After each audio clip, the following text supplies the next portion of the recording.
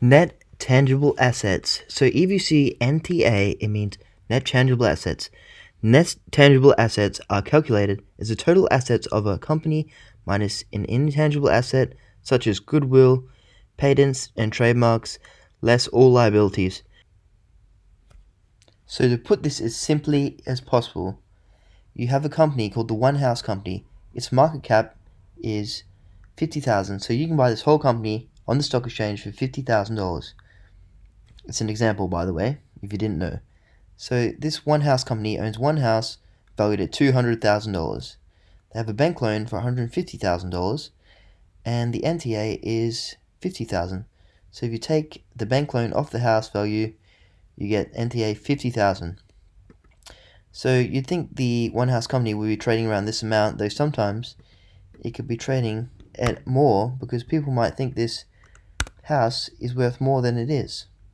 Or in a bad time, it might be trading at less because people think that next year this house is going to be worth less than what it is.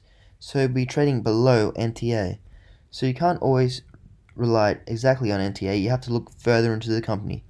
So we'll look at an example now of a company I'm actually looking to buy into because the NTA is 50% of its current value. So that company is Vicinity Centres on the ASX, company code VCX. So trading today at $1.24. If you come in to look at the NTA per share, it's $2.29.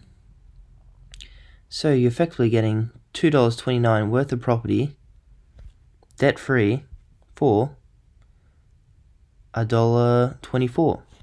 Though that's not really the case, as you would have to, if you looked in the company more, you'd see that they've just raised $1.2 billion in cash to keep their debt levels at a nice range. Debt level is actually 25%, which in my opinion is quite good.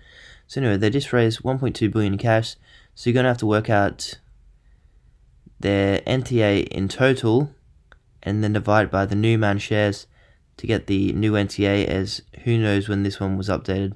So there's maths to do there. Also, it's a dividend trap. Dividend says 12.32%.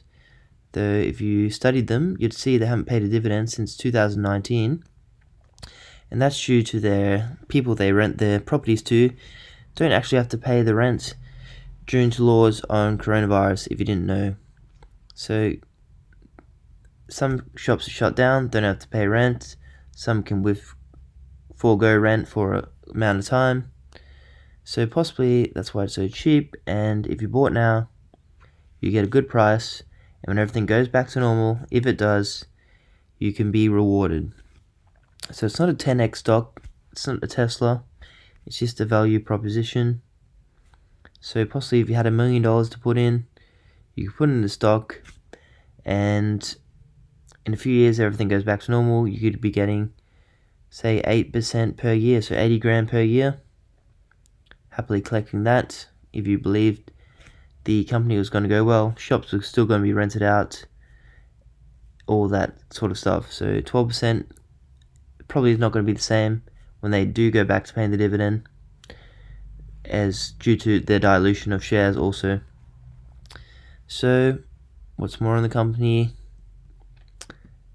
they're doing some stuff with solar. So on all the shopping centers, they're installing solar panels, and I think they're selling that to the people in the shopping center, so they get to charge the people in the shopping center they're leasing the property to for the electricity used and make some profit there.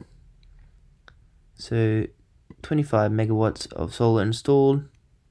It's good for the environment and also good for the pockets. Stuff you want to look at as well, who they're renting out to, and are these people going to be in business in the next 10 years. So Coles, Woolworths, Kmart, yes, I'd say so. David Jones, Myer, maybe not. Probably not. More fitting words. Target, apparently not making great money, but could be around. I still like to go to Kmart just to get the basics. Cinema, it's a dead fish, I think. Priceline, pharmacy. We always need a pharmacy when we get sick.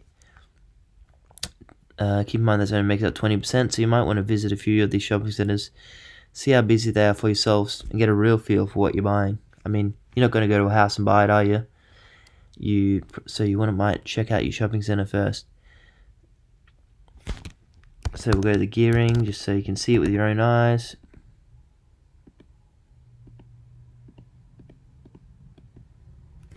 Gearing 25.5%, that's quite good. So that means they've got, if they had properties worth $100, $25 of that would be debt, and they'd have $75 in equity.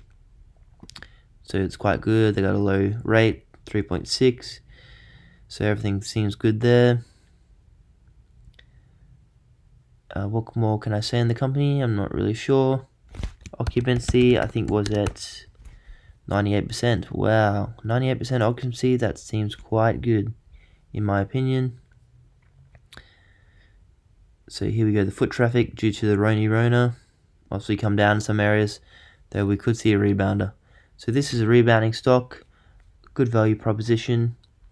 If you can see the future, still being in shopping centers, and not so much of the Amazon online, or maybe a bit of both, taking away from the shopping centers, but still remaining some important things. So I'll leave it at that, and any questions down below, you can always do your own research or post what you think about the company below as well, and I'll see you in the next video. I'm not sure I'm going to buy into this company yet. Definitely if it goes any lower, I will be. Probably around the dollar mark, I'll definitely buy some at that price. Seems too good to miss. And anyway, that's my thoughts, and I'll see you in the next one.